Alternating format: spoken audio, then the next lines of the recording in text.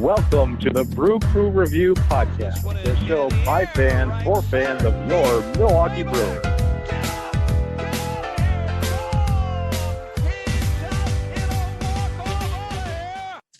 All right, Brewer fans, welcome to the Brew Crew Review Podcast.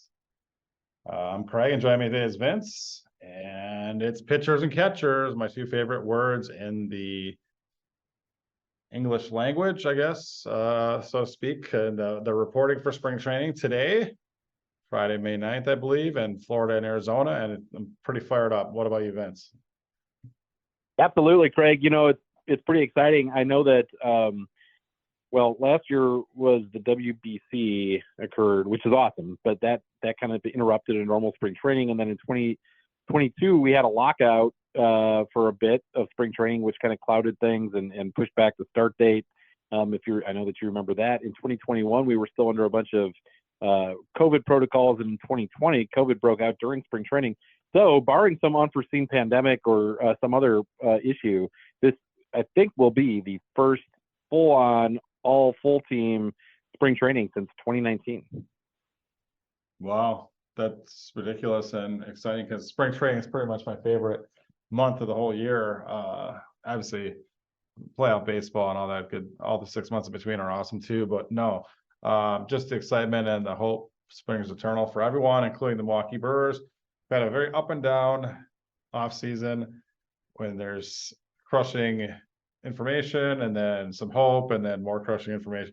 Anyway, we've got a young core team. We have one of the best farm systems in the baseball, and we're returning NL Central champions with a new manager. I mean, things are still looking pretty rosy. So, all right, well, let's talk about the breaking news. And there hasn't been a whole lot of offseason news. The Brewers have been kind of laying in the weeds, so to speak, when it comes to free agent signings. They did bring in Rhys Hoskins a couple of weeks back, and that's pretty cool.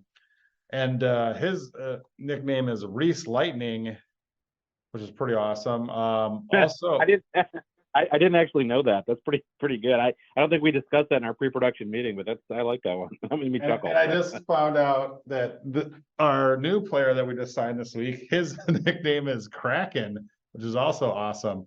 And that's Gary Sanchez we signed, former not former catcher, but former Yankee catcher, I guess I'll put it that way.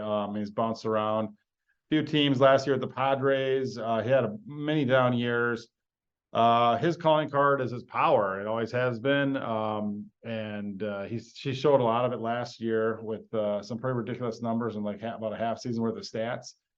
And so really, for someone who loves power, these last two signings with Rhys and Gary Sanchez are pretty exciting.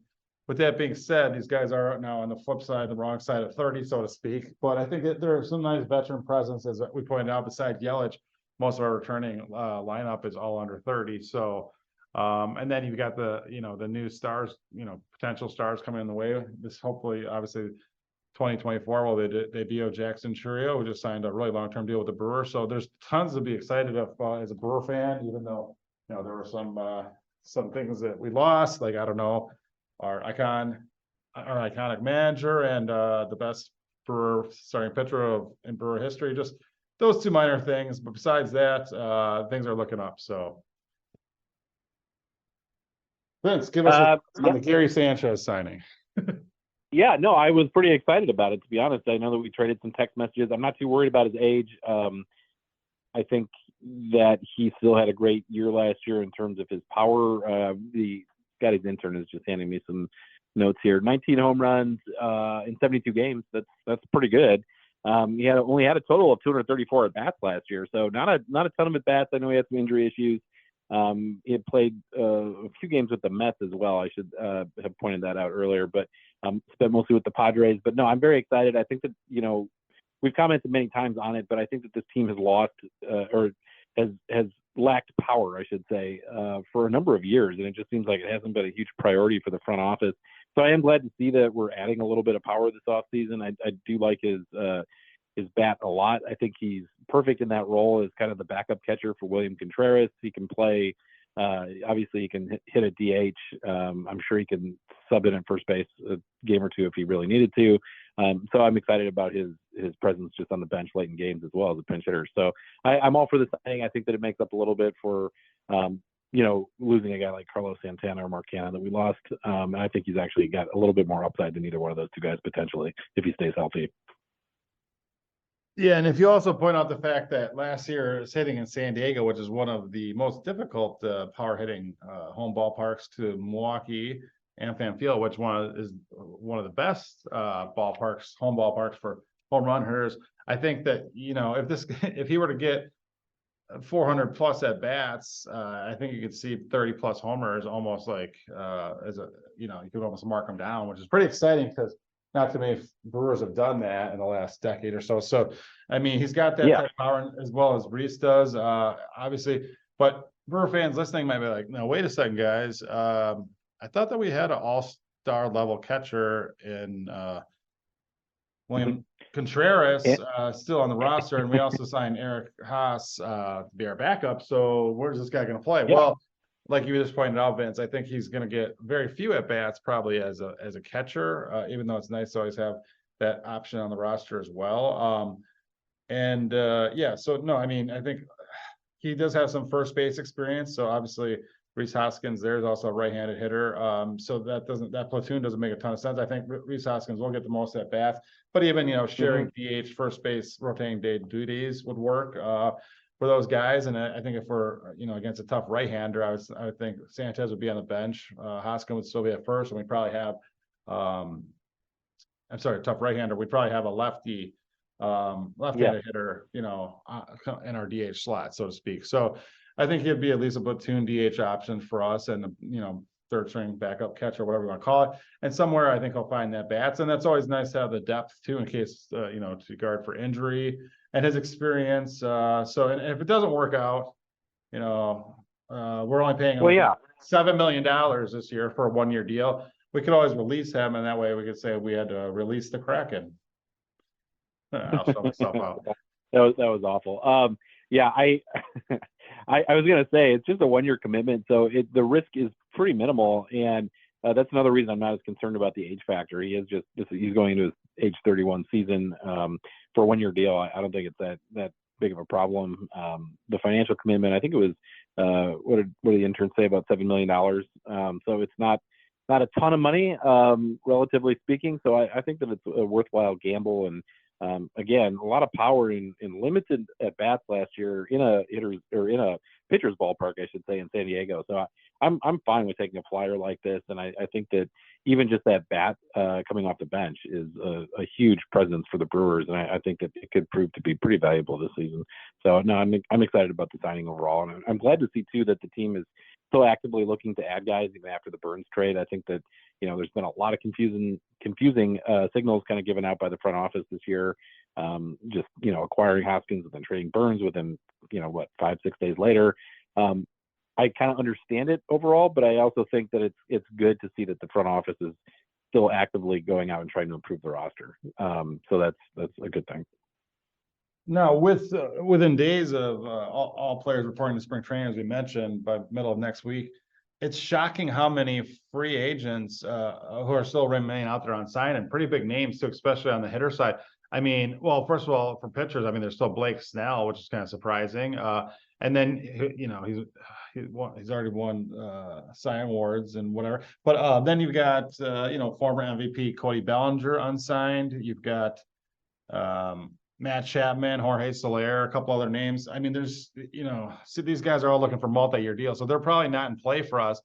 But I just still feel that we're probably perusing the bargain bin of what's left in the starting pitching market, I'm guessing, because you just cannot. I mean, once Burns was taken out of the roster, if you look at our starting pitching rotation now led by Freddie Peralta, it's very uninspiring overall, to say the least. And no offense to Uncle Wade Miley, but putting him as our number 2 starter just doesn't seem quite right for a contending type team. So unfortunately, this is what we're going to go with. They're probably going to give a lot of young guys some innings in the rotation this year. With that being said, Go ahead, Yeah. Craig. Sorry. Oh yeah, sorry. I think it'd be wise to look to add to the starting pitching depth with some people that can throw some innings. Well, I think the Brewers did do that a little bit since our last taping, which when we did sign Jacob Eunice. I think I'm pronouncing that correctly. Oh yeah, but, that's right. You are. Yeah. Jacob Eunice has been one of the guys that we've picked up since our last taping last week. So just a quick rundown on Jacob Eunice. He did just pure numbers here. He was 4-3 last year, pitched to a 3.87 ERA, pitched in 40 games. Only 4 of those games were starts, though. I think that, the Brewers had mentioned bringing him in and giving him a look at least as a starting pitcher. We'll see if that holds up. He did start 17 games in 2022, through a total of 86 innings last year. So he didn't have an awful year. His 3.87 ERA was the lowest of his career for what it's worth, but definitely he was it was a major league signing. So I do think that it's worth mentioning here on the podcast, and I think it's a fair expectation. I think he's probably going to get a few innings this year. My guess is as a starting pitcher, but we'll see. Yeah, he's been most of his he's had a very long minor league career. He's also the same age as Gary Sanchez. He's 31 years old. Wasn't thrilled with this signing, even though I guess I'm throwing out all the nicknames. According to MinorLeagueBaseball.com, his nickname is Junebug, which is pretty exciting. It is. Yeah, just like our old colleague. Have you talked to Junebug recently, by the way? Not as such, no. Okay, is Scotty on or Chad? Because they might have. I'm not sure, but is Scotty Chad on right now? Yeah, no, I mean Uncle Junebug, who I assume maybe, yeah. So I mean, this is just straight up Junebug, so that's exciting. He originally was drafted in 2009 by the 416878888. For those of you still wondering about Junebug's number, I know that y'all remember the episode that we taped near Ajo, Arizona. But 414-687-8888. Give Uncle Junebug a call. Nice.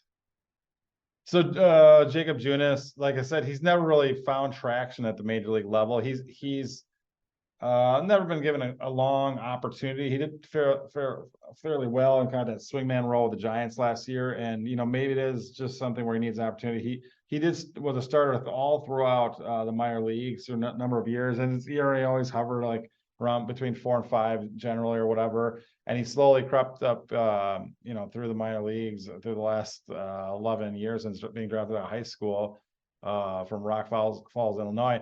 Originally drafted by the Royals in the 29th round of 2011. I mean, this guy, he's got decent stuff though. And again, he's got a lot of that minor league experience for that long time, as we know, can still be very valuable. Unfortunately, I mean, the Brewers probably see something in this guy that he can contribute. And again, the depth there is nice.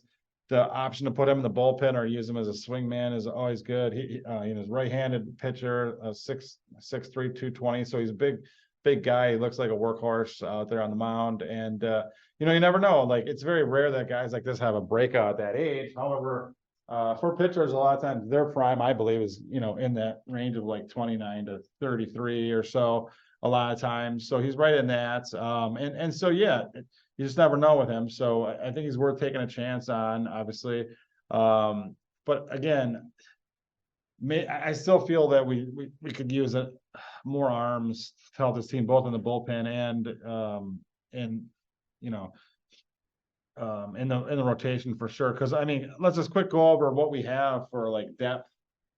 And again, you made a great point last podcast. I thought, Vince, when you mentioned if we knew that this Burns trade was on the table, most likely going to happen in spite of the Rhys Hoskins signing, because it was rumored that was kind of in the works since December. It really is even more perplexing why we did trade Adrian Hauser, because we really seem like we could use him right now. Especially for his salary, it was not outrageous. It was, $7 million, $5 million or something, right? Yeah, he was going to arbitration, so I don't know if I'm sure it's been officially settled by now. I haven't actually checked, but can check on that. But yeah, it was for a very reasonable salary. That's just kind of what I was a little confused by. I know that one of our colleagues, Dominic Centronio, pointed out on his podcast a couple nights ago that the prospect that the Brewers received back was actually very highly valued by Matt Arnold in the front office for whatever reason. So I don't know if that's just kind of covered because they needed the salary relief or what, but it's kind of interesting that we're putting the money that we quote unquote saved in that deal towards guys like Jacob Eunice. But anyways. Yeah. In some ways, I think Junis is kind of like the cover up for the loss of Hauser, and Hauser was kind of our swingman spot starter last year, and I think that they're kind of feeling Junis will fill that role. But just and again, he's a starting pitching option, of course, at least as well. But really, if you look at our depth chart now at the starting rotation position, I obviously we've got Freddie Peralta as our one remaining ace still. Obviously, I think on a championship caliber team, he's probably like number 2 or 3, but he's now our best Yeah. pitcher. And then you've got Wade Miley following him up, a lefty veteran who's been great for us, and I think has really benefited from the rule changes with the pitch clock and all that, as you saw last year. But beyond that, there's a lot of question marks. First of all, we got Colin Ray, who kind of a journeyman. Don't expect great things from him, but you can throw some nice innings. Then you've got Joe Ross coming back from injury again. Just a lot of question marks, obviously, with injuries and past performance with him. And then, of course, Aaron Ashby, who I think has got the biggest upside of all these guys that I mentioned outside of Freddie Peralta, obviously. I think is to be a huge key. And then, of course, you've got Robert Gasser at AAA, Carlos Rodriguez, who I think went all the way through AA last year, and I'll probably start this year at AAA, but he would be some depth option. And then DL Hall, who was acquired in the Corbin Burns trade, a left-hander. Yeah. I think that from what I understand is that he's going to be conditioned to be a starter this year. Maybe not right from the get-go with the big club, but he'll probably get to compete for a spot during spring training. If nothing else, go to AAA and get stretched out and all that stuff. So, there's some exciting for what it's talent. Worth too, DL Hall. For what it's worth too, Craig, DL Hall did tell some of our colleagues on MLB Network this week that the Brewers had told him that he is going to be given a chance to earn a spot in the starting rotation. So it seems like they're really prepping him to be a starter. I think that's how the team views him, at least going into the season. We'll see. Things can obviously change in spring training, and a lot of that's going to be conditioned on depth and who else might be around. But I think given the state of the Brewers rotation, that the Brewers are probably looking to make him a starter is my best guess. Yeah, absolutely. And I think that's obviously when you trade Corbin Burns for someone who's the only pitcher coming back, you think that they've got to be looking at him for a future role in the starting rotation. I think that's absolutely right. Obviously, Baltimore was using him on a bullpen last year. They were contending. He started the year injured. We went over that last episode. It just made sense for them using the bullpen. He was absolutely electric in the bullpen when they did use him. In fact, they even used him in the playoffs, and he looked dominant. So I think that's a great backup option for this guy who does have control issues. If he can't figure out how how to pitch deep into games as a starter, then we can transition to be a huge back of that bullpen weapon. So that as a left-hander, that's always valuable to a team. So it's an exciting person to add to your franchise, in my opinion, and you just don't know. So I think it's very smart for them to give him an opportunity to start, because, like I said, he could really become. I've heard other people compare him to Andrew Miller, former starter in the early part of his career with and then transitioned to the bullpen, and he was lights out in the bullpen when he got transitioned. And so, whether you compare him to him, Chris Sale, Josh Hader, he's just got electric left arm, and obviously he's a young guy, so those are lofty comparisons. But with that being said, I think his upside is at least of a number 2 starter, or, like I said, a closer. I mean, so that's pretty exciting stuff to bring into the organization. And I think he's the main. My guess, he's the main reason why the Brewers are willing to not wait on moving Corbin Burns. Because they probably wouldn't have been able to get him, at the deadline. Not at all if they had kept him all year. But anyway, so some exciting stuff. But again, this is one of those things where even if these guys get some major league innings, they're not going to come in from AAA or whatever and just start dominating necessarily. That very rarely happens. Usually it takes a couple of years of growing pains for these guys at the major league level, facing like the best hitters in the world, obviously. So you usually have 2 or 3 years of struggles, and we saw that even with all of our aces back when Freddie Peralta and Brandon Woodruff and even Corbin Burns broke in, where the Brewers in Corbin Burns and Freddie Peralta's case, they kind of broke him in the bullpen a little bit because we were contending at the time. And that's what Baltimore was, doing with Hall last year. I don't know. I think it's smart for them to just put him back in the rotation. If he doesn't make the camp out, the ball club out of camp or win a spot, I think it's smart to put him back at AAA and just let him start and get some innings under his belt, because that's really valuable. So that next year he could probably throw like 150 plus innings or whatever, which is, we've got to make up for those lost Corbin Burns innings at some point. So. Yeah, so a couple quick points to what you said, all great stuff. I think one comps that the Brewers could kind of look at in terms of how rookie pitchers can fare in this division is Andrew Abbott last year from the Reds. I think Abbott is obviously an incredibly talented pitcher. He came in and he threw. I mean, the Reds just kind of threw him out there as a starter last year, and he answered with an 8-6 record, 3.87 ERA. I would say that that's going to be a little bit above where his career norms are. I think he's more talented than that. So, but it's not awful either. So if you can, maybe throw some of these younger guys out and hopefully they can pitch sort of to that level, that would be a huge. Me, that'd be a huge success if you're getting that. I don't think you can do that though at every spot in your rotation. I guess is the issue. You can do that maybe with your 4 or 5 starters, but you can't do that with your top 3, and that's where I think that the issue lies. One name, speaking of young pitchers, one name that I did not hear you mention that I'd kind of like to hear your take on is where you think Jacob Misiorowski is right now in his development. I know that some guys are. Some of our colleagues are talking about him already potentially making an impact with the big league team this year. Do you see Jacob Misiorowski as being a potential option for the Brewers? Maybe not at the beginning of the year, but down the stretch in the starting rotation in 2024? Great question. Given his track of his current development, he obviously had a huge breakout last year, is universally now put in the top 5 pitching prospects in all of baseball, which is very exciting. And probably the main reason outside, obviously Jackson Trio, why the Brewers are now ranked as the number 2 farm system by Baseball America going into this year, which is pretty exciting. I just think he seems like someone that will probably get some September starts this year. Kind of a cup of coffee type thing, and then really, try to be on track to earn a spot in a rotation starting next year. Obviously, anything can happen if we're contending and whatever, but bring him up and maybe the same thing, let him throw some innings in the bullpen, so get his first major league experience that way or whatever. But I guess it all depends. It's possible, but if I had to guess, I would say that the Brewers are going to handle him with not rush him, so to speak. My guess is that he'd spend most of the year at AAA and then get a cup of coffee or so, a couple of starts probably in September or something like that.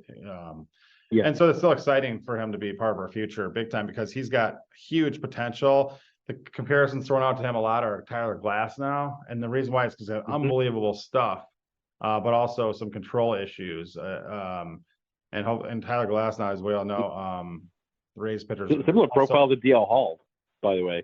I mean, that's exactly the book on Hall. Is he's got some control issues, but incredible stuff. I mean, that's kind of the MO, it seems like, for a couple now of our younger pitching prospects. Well, absolutely. So, I mean, if you think of having a young Tyler Glasnow or young Chris Sale or Josh Hader in your system, that's pretty exciting. And again, putting these comps on these guys is kind of not fair, because those are kind of like the gold standard of what they could become, and there's various variations of that, as we know, when it comes to prospects all over the place. But still, I think they do have the talent to be there, and I do think Misiorowski definitely has the ceiling of a potential number 1 or 2 starter, and I think DL Hall has the potential to be a number 2 or 3 starter. They're pretty much hand in hand, which is exciting, and what the Brewers need in their system. So, and then if Aaron Ashby is probably like a great number 3 type ceiling, and then we still have Freddie Peralta locked up for a long time. So starting next year, I mean, a rotation with those 4 at the top looks much more exciting than what we're throwing out there now this year. But it's a little bit of a transition year, so to speak. But I still expect the Brewers to be contenders for this year, and it'll be an exciting year just to see a lot of guys grow and develop. So yeah, and I like some of the comps. I'm a little leery of putting some of the quote unquote caps on the potential of some of these guys. I think that there's still so much development that takes place even after you reach the big leagues when you're 24, 25 years old as pitchers. I understand that you look at pedigree, and we all knew that a guy like Corbin Burns was going to eventually figure it out, even when he posted awful numbers in 2019 with the Brewers. I don't know. Maybe Ashby ends up an ace. We just don't know. It's kind of like, there's a combination of pure talent, but there's also a lot of other things and factors that go into it. I think that, there's obviously work ethic, and there's how a guy takes to coaching, and there's just a lot of other intangibles. So I do hesitate to kind of put a cap on where some of these guys might end up. So I just wanted to throw that out there as well. Well, no, that's a fair point, obviously. So again, and just for our listeners, just trying to get them excited about throwing, some examples of what they can be. But you're right as far as like, anyone can be anything, and you just don't know what you Yeah.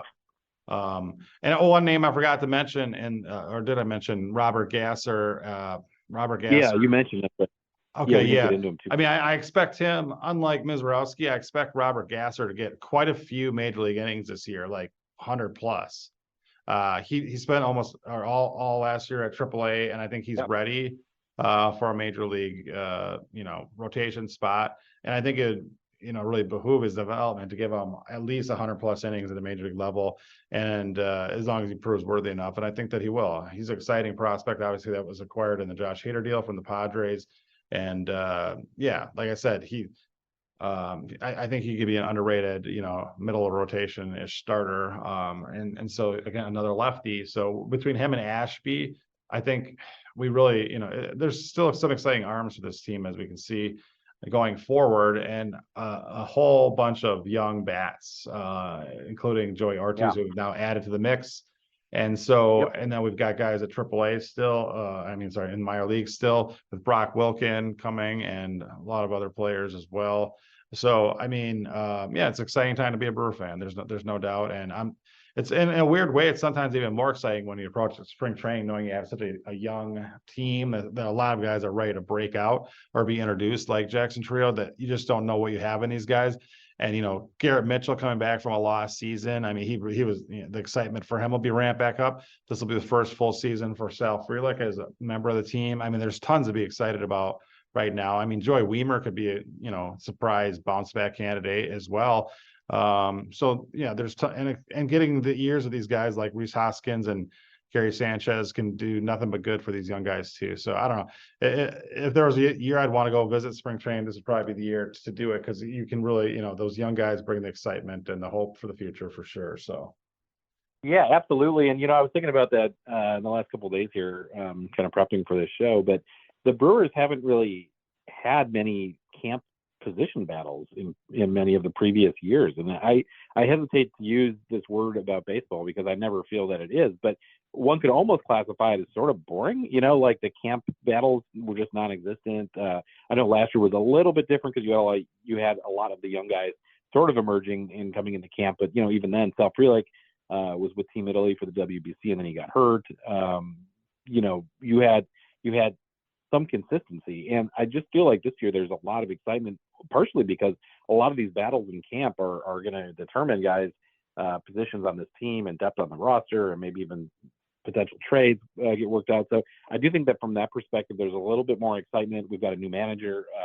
I'm pretty high on Pat Murphy, actually. I'm kind of stoked to see how he runs a camp, and I'm not going to pretend like I didn't want Craig Counsell back as the Brewers manager.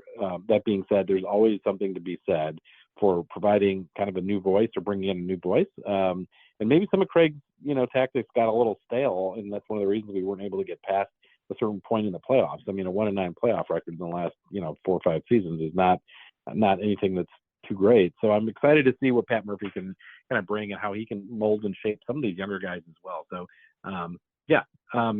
One other note here, Craig, that I just wanted to throw out: the Brewers did make another trade this week with the San Francisco Giants, trading former top prize pitching prospect Ethan Small to the Giants for cash consideration. So no return in terms of player personnel back from San Francisco, but Ethan Small is officially out of the organization. Did think it was worth mentioning. Appeared in parts of 2 seasons for the Brewers. I think only 4 games though in the major leagues. Yeah. And that's unfortunate for a former number 1 pick, just getting cash for him. But I mean, cash can be used for other things. Like, I don't know, buying, we didn't probably get that much, but maybe put a little bit toward getting Gary Sanchez into the team. But yeah, that is unfortunate, but we wish him all the best. The left-hander, Yep. Ethan Small, going over to the Giants. That's a good place to go for a young pitcher that needs to get a bounce back, so to speak. So we wish him the best as Burr fans. And yeah, so really ramped up again for this time of year. Like I said, pitchers and catchers, favorite time of year. Lots to look forward to in the next 8 months of baseball coming your way. Or is it more than that? Yeah. 9 months? Yeah. Well, hopefully 9 months if the Brewers are able to make the playoffs. and push on further into the postseason this year. I know that for our listeners and viewers on YouTube, some excitement. We're going to be sending our anonymous source, Tom Carter, to spring training to get some inside scoop. So stay tuned for that on future episodes with our anonymous source, Tom Carter. Nice. All right. Thank you, TC. All right. Yeah. Well, that just about wraps it up. So, yeah, thanks for tuning in, listeners. And hopefully we bring you some more Brewer news as soon as we hear it. But looking forward to starting to look. My favorite time of the year also is looking at that first spring box score of the year, because then, it's on. Yeah, absolutely. Very excited.